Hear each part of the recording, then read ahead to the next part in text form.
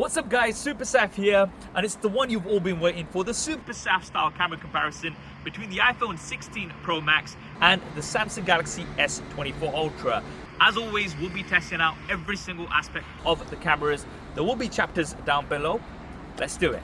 So we're going to kick off with some photos from the primary cameras, and after taking hundreds of images from both devices, I'd say both once again are very good. Lots of detail and great dynamic range. Now, dynamic range can differ depending on the image. So for example, here, the iPhone is doing a better job of maintaining those highlights, whereas the S24 Ultra has blown those out. However, in this example, I think the Samsung has maintained the shadow details better compared to the iPhone. Now, one thing that I notice pretty much consistently, and what we've noticed consistently from Samsung cameras, is that they tend to have more of a vibrant, more punchy look, where the greens pop as well as the blues. The iPhone, on the other hand, tends to go for some more neutral colors and can look a little bit muted in some instances. However, we do have the next generation of photographic styles. So we've had photographic styles on iPhones for a few years now. However, I didn't really find myself using them in the past years because I didn't want to set a particular style and stick to it, because that would be baked into the image. With this next generation of photographic styles that we've got on the new iPhone 16s, you don't have to set a particular photographic style and stick with it. You can change it after the fact, and this is not like applying a filter. This does have a lot more data to work with. So what we can do simply in this example is go for more of a vibrant photographic style, and this more closely matches what we've got coming from Samsung. So if you are somebody who prefers more vibrant, more punchy colors in your photos, you're going to be able to easily do that on the iPhone. I have left pretty much all of the photos at standard because I can change them later on. Now with the iPhone 16 Pro Max, with the primary camera at default in good light, it shoots at 24 megapixels. The Samsung Galaxy S24 Ultra at default shoots at 12 megapixels. Keyword there is default. So if you go in 100% to both of these images, you'll see that we will be able to crop in much further on the iPhone image compared to the Samsung Galaxy S24 Ultra. Now, having said that, of course, we do have a high resolution on the Samsung Galaxy S24 Ultra. We've got 48 megapixels on the iPhone 16 Pro Max and up to 200 megapixels on the S24 Ultra. Now, on the S24 Ultra, you have three stages when using the primary camera. You have 12 megapixels, 50 megapixels, and 200 megapixels. So initially, if we compare the 48 megapixels resolution of the iPhone 16 Pro Max to the S24 Ultra at 50 megapixels, at first glance, the S24 Ultra looks a lot sharper. But if we look closer, you can see that there is a lot of post-sharpening happening. This is not true sharpness. This is just like a sharpness filter applied. And you notice this in particular when you look towards the bricks. The bricks have kind of merged into this sort of texture, which is not the bricks. And although this might seem pleasing at a distance, I am not really a fan of this over sharpening. Now, when we shoot at the full 200 megapixel resolution of the S24 Ultra, you'll see here that we have that brick detail and it hasn't over sharpened it. So I'm not too sure why Samsung is over sharpening that 50 megapixel output, but at 200 megapixels, you can get lots more detail. Now, low light from the primary cameras, I think both of them do a good job overall in low light. In this example, I prefer the iPhone. If you look at the shadow detail, it has been better maintained. Now, in this example, the Samsung has maintained better detail, I would say, in the shadows and also in the highlight areas. If you look towards those lights, they have been better maintained on the S24 Ultra. However, if we look at the sign with the S, that sort of neon light has turned into a bit of a magenta, whereas the iPhone has better maintained the reds of that light. Now, in this example, I prefer the iPhone overall. It has better maintained details in the shadow areas. But in this example, I prefer the S24 Ultra because the iPhone still has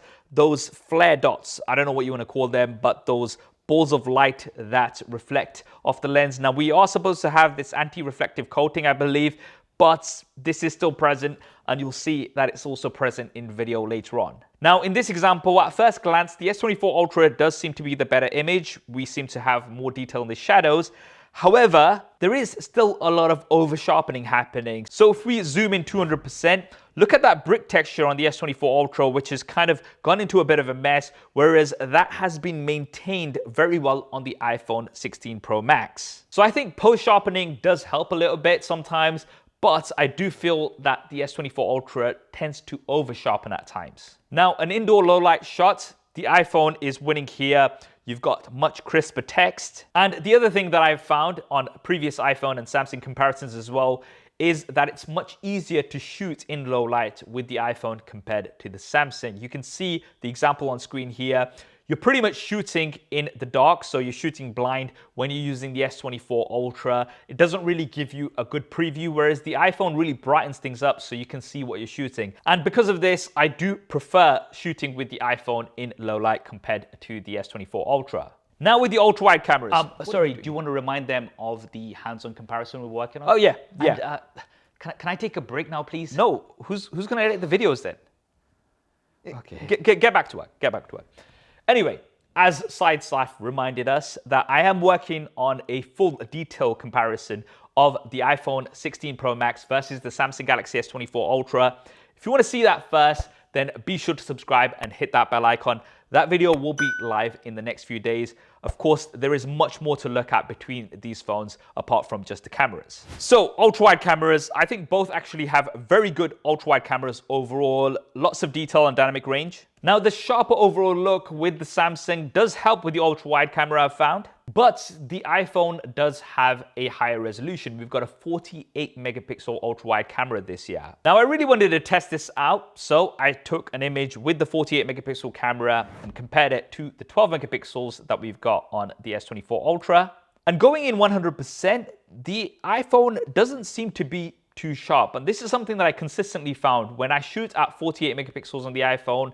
The result isn't very sharp. It seems to be softer compared to what we get out of the primary camera. Now, granted, I know the ultra-wide camera sensor is not going to be as good as the primary sensor that we've got on the iPhone, but this is something that I consistently did find. And this was particularly the case with low light photos from the ultra-wide camera.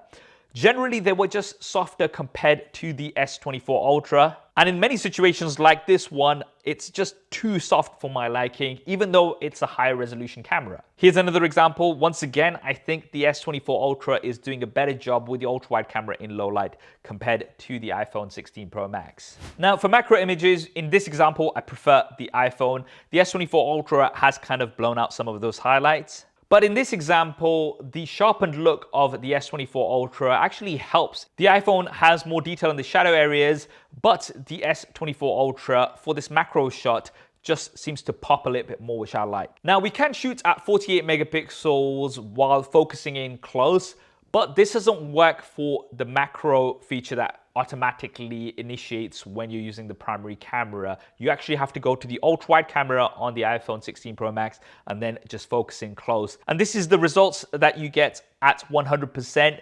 Now, yes, I could probably add a bit of sharpness to this in post, but I do think it'd be nice if Apple did push a bit of sharpness on some of these macro images. Right now, the telephoto cameras. So both of these devices have a dedicated 5x telephoto camera, but the S24 Ultra has an additional telephoto camera at 3x. Now, both devices can also shoot at 2x with pretty much lossless quality because it's using the middle part of the larger sensor. And I'd say at 2x, they are pretty much neck and neck.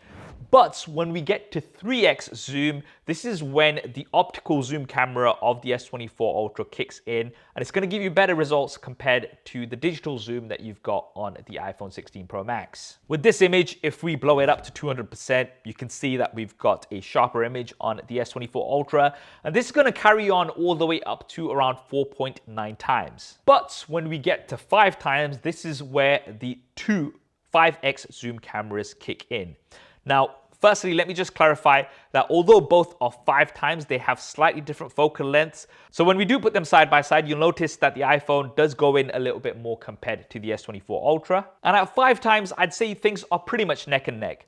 But when we extend the zoom to 10x, then you start noticing that the S24 Ultra gives you sharper results. And especially when we push this to around 25 times, you can see that the S24 Ultra is giving you a sharper and cleaner result. Now, this seems to be because Samsung has tons of experience with extended zoom for many years, and they have really applied this to the S24 Ultra. The S24 Ultra can also go up to 100 times zoom if you ever want to use it. I mean, it's not going to give you great results, and unless you're a stalker, I'm not sure why you'd be using this, but hey. Oh, I almost forgot. The moon. People love taking pictures of the moon, so let's touch on that because thankfully there was a full moon during my week of testing between these two devices. Now, starting off at around 10 times, you can see that the Samsung has straight away noticed that there's a moon in the picture and it has adjusted the exposure accordingly. The iPhone has overexposed that moon a little bit, and when we go to 25 times, again, the S24 Ultra has now kicked in the moon mode. It's made everything else dark and it's fully focusing on that moon. Now, yes, it does use AI to sharpen things and make the moon appear more moon-like. And the closest we can get with the iPhone is by tapping and pushing the exposure right down like I've done here. But it's still not going to give you the proper moon picture that you're going to get with the S24 Ultra. And of course, with the S24 Ultra, you can go 100 times and get this image, which is going to look pretty much the same anywhere in the world because the moon is tidally locked to us and we see the same side every single time. But if you like taking pictures of the moon, then you might want to get the S24 Ultra. Now, I was praising the extended zoom of the S24 Ultra. However, that was in good light. Let's see how it performs in low light. So firstly, using the 3x zoom on both devices. Of course, we've got optical on the S24 Ultra versus digital, and the optical is going to give you a sharper image. But when we go to the 5x zoom cameras, this is where things start getting interesting because I generally found that the iPhone gave you the sharper overall result. So you can see here we've got the 10 times zoom, and we can read that text pretty clearly on the iPhone. It is a bit of a struggle on the S24 Ultra. And when we go to 25 times, you can see that the Samsung is trying to sharpen things up. And in doing so, it's actually blurring the text a little bit, whereas the iPhone is actually giving you a better result. So for extended zoom, yes, in good light, you've got the S24 Ultra, but in low light, I'm gonna have to give it to the iPhone 16 Pro Max. Now let's take a look at one of my favorite sections, portraits.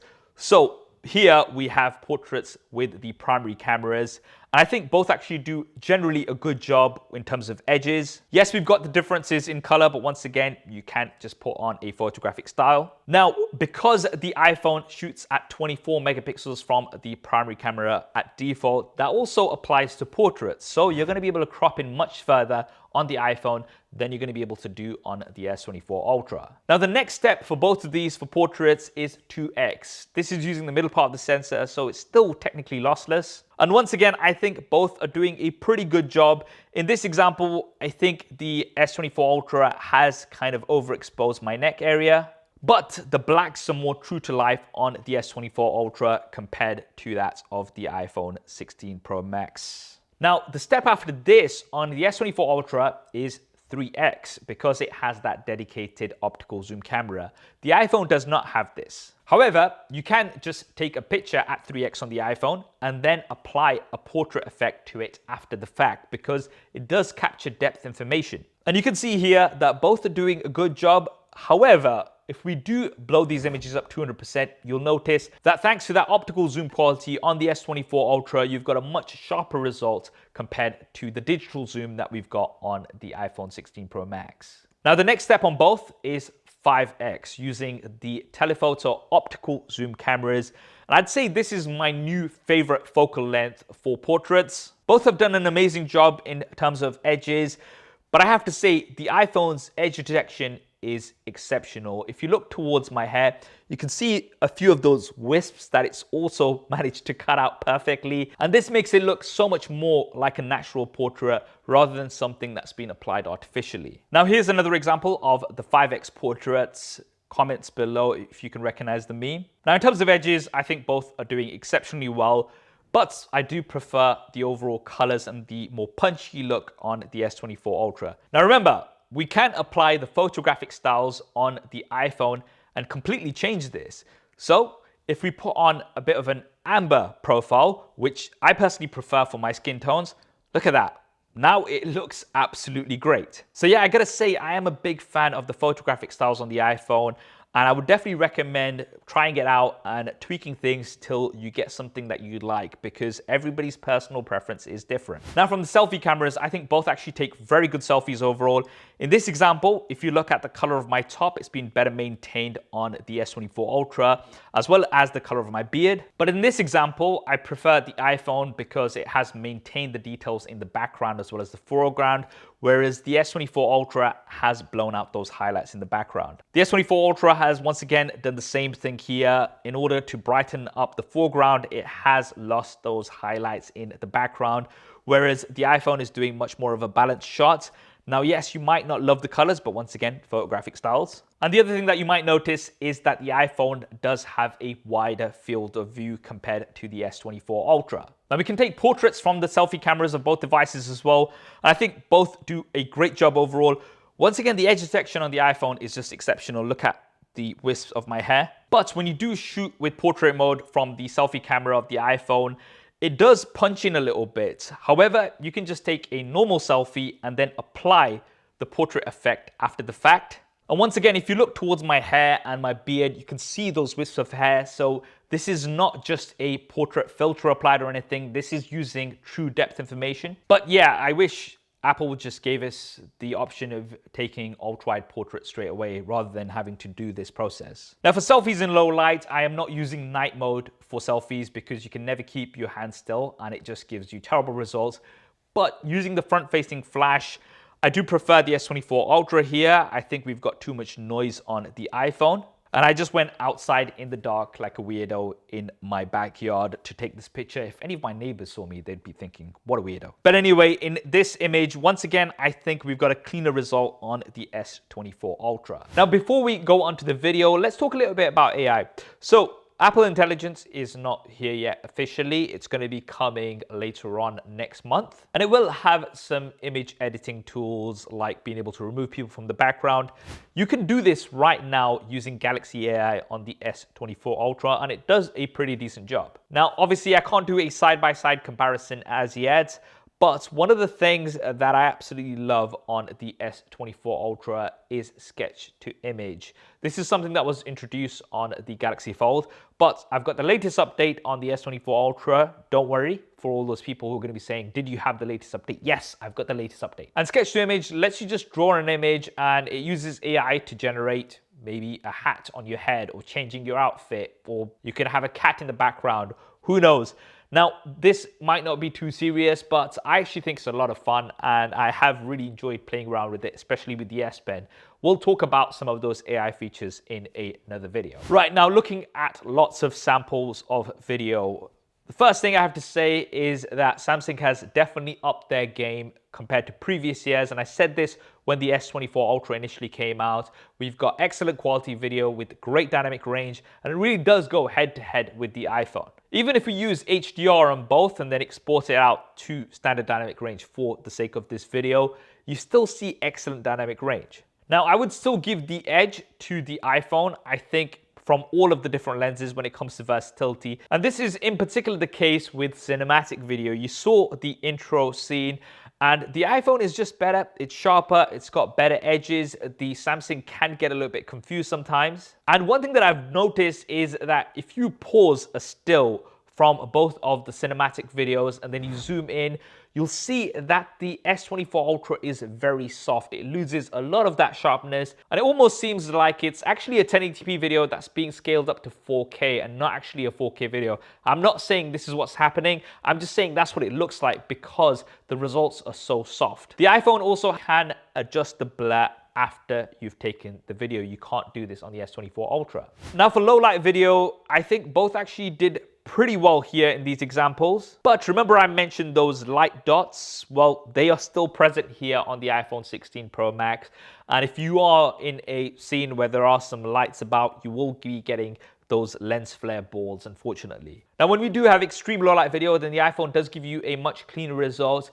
And it also has a brighter output when we are using the ultra-wide camera in low light. And yes, you can now finally pause video on the iPhone when you're recording, something that you've been able to do on Samsung devices before. Now for stabilization, both have excellent stabilization. Shooting at 4K without any fancy modes, you can see that both are very, very stable, but we do have their respective stabilization modes: action mode on the iPhone and super steady on the S24 Ultra. Now when you go onto these modes, at default, they will use the ultra wide cameras. And when we do test this out, once again, you can see that both are very stable, and I can't really pick a winner between these two.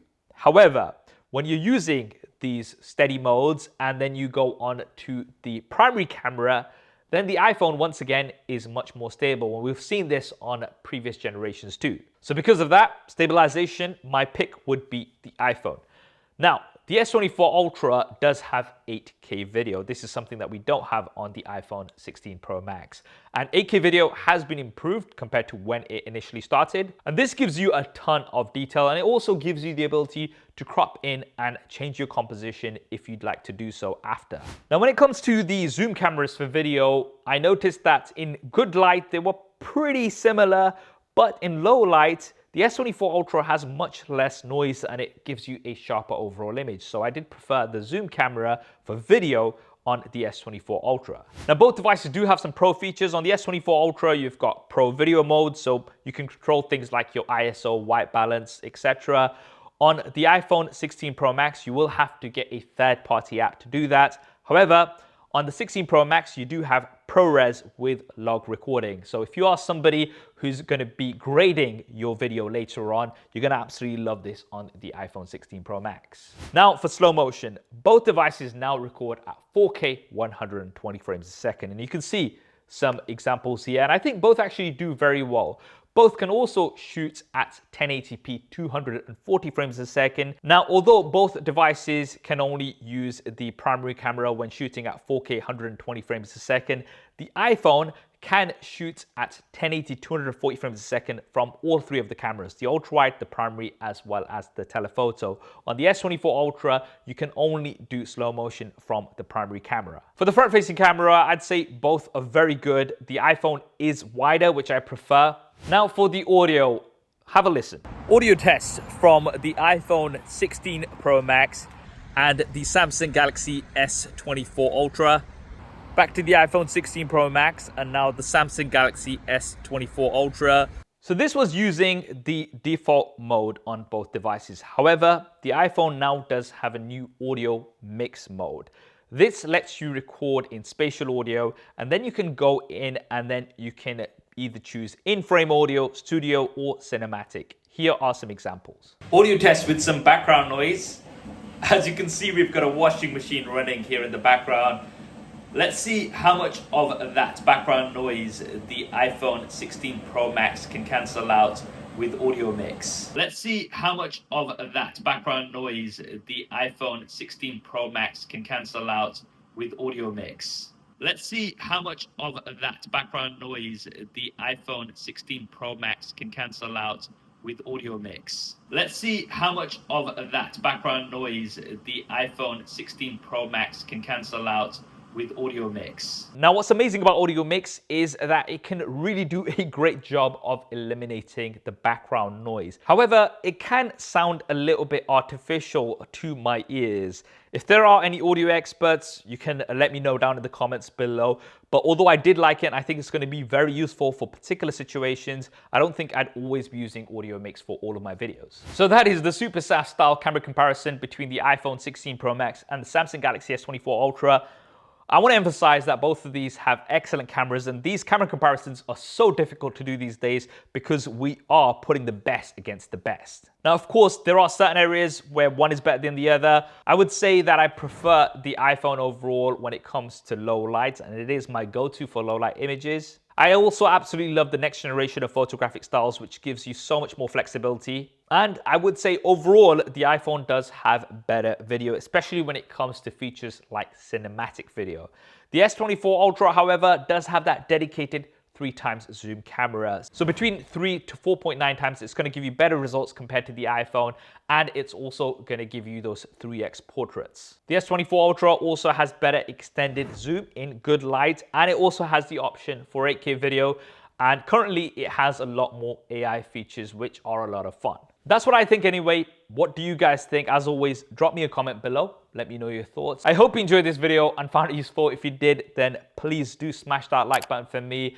And if you haven't already, then please do consider subscribing. These camera comparisons take forever to put together, and I've been making them for, I'd say, around 10 years now. So it's definitely a challenge, but it's totally worth it. Let me know which other smartphone you'd like me to compare the iPhone 16 Pro Max to, and we have that hands-on comparison between these two coming as well. Thanks for watching. This is Saf on SuperSaf TV, and I'll see you next time. Also, no side safs were hurt during the making of this video. I promise.